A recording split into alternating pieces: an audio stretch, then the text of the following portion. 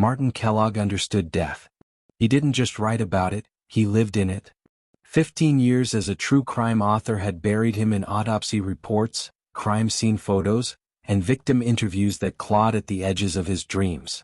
His books sold well not because they glamorized violence but because they got close. He understood the predator and the prey. But nothing prepared him for the email that arrived on a cold, gray Tuesday morning. Subject line: "You're next." Martin sighed. Probably another deranged fan. He clicked it anyway. No message. Just an attachment. A Word doc titled "You're_next.docs." Martin hesitated. Checked the sender. Unknown. No metadata. His laptop's fan kicked on like it sensed something wrong. Against better judgment, he opened the file. It began like one of his own books. Martin Kellogg dies on a Friday. But before he dies, he makes 3 critical mistakes. 1. He ignores the warning. 2. He underestimates the messenger. 3. He opens the basement door. Martin stared at the words.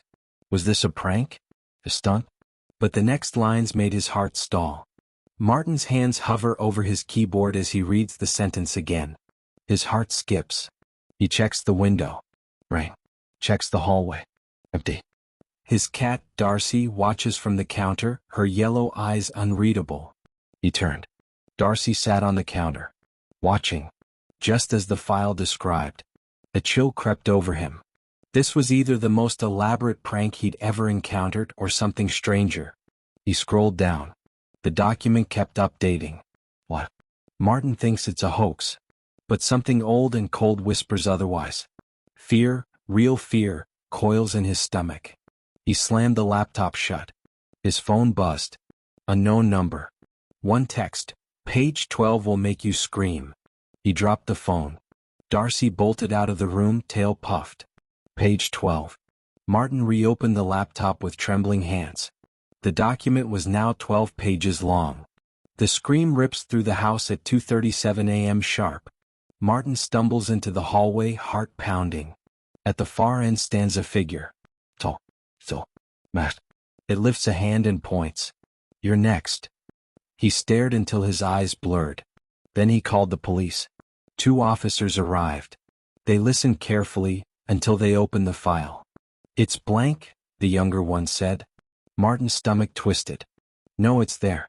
Look again. Nothing. A single empty page. You should get some rest, the older one offered gently. Martin didn't sleep that night. Instead, he printed what he'd seen before it disappeared. Page after page of predictions. Of his own life, written in real time. One sentence haunted him. The basement holds the key, but he won't like what he finds. He hadn't been in the basement for a year. Just old boxes, tools, mildew. But now it felt like a trap. He took a flashlight and went down. Everything seemed normal, until he saw the trapdoor. A cutout in the concrete beneath the stairs. A brass ring handle. He didn't remember it ever being there. He lifted it. A ladder descended into darkness. He climbed down into a room, hidden, man-made. The smell hit him first. Copper, rot, dampness. The walls were covered in writing. Page 24. He finds the others. He turned. Mannequins filled the room. Or maybe not mannequins. Human-sized figures, pale and stiff, arranged in a circle. Each held a printed manuscript in its hands. All with the same cover page, "You're next." Martin backed away and saw the photos. Pinned to the wall were headshots. Writers, journalists, investigators. All dead. All linked to crime stories. Below each photo, cause of death. And a timestamp. All had received a manuscript before they died. Like him. It was Thursday. He had 24 hours. Martin boarded up the windows. Locked every door. Called friends, begged them to come. No one did. By nightfall, page 37 had been added to the document. He'll die when the grandfather clock chimes midnight on Friday. His throat slit, mouth open in a scream no one will hear. He set up cameras. Carried a kitchen knife. Pored over the pages for clues. Nothing told him how to stop it. Friday night, 11:55 p.m. He stood in the hallway near the clock. 11:59. The document updated. He hears the clock. Doesn't hear the footsteps behind him. Martin spun around. Empty. Dong. 1. He clutched the knife. Dong. 2. Darcy hissed from the top of the stairs. Dong. 3. The manuscript gained another line. He thinks he's safe, but it's already inside. Dong. 4. He backed into the wall, pulse pounding. Dong. 5. 6. 7. The lights flickered. Dong. 8. 9. 10. He turned. Something moved at the end of the hallway. Dong. 11. He lunged toward the light switch. A final line, and then the lights go out. Dong.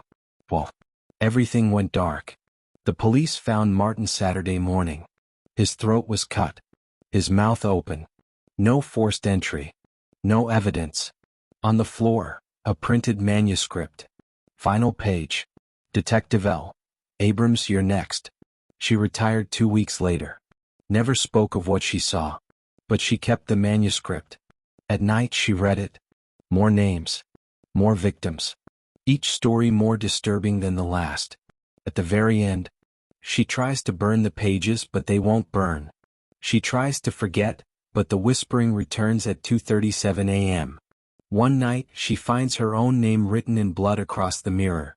And then the lights go out. She left the city. Disconnected her phone. But weeks later, a journalism student found a flash drive on her doorstep. No note. Just one file, your_next.docs. Thanks for listening. Please like and subscribe.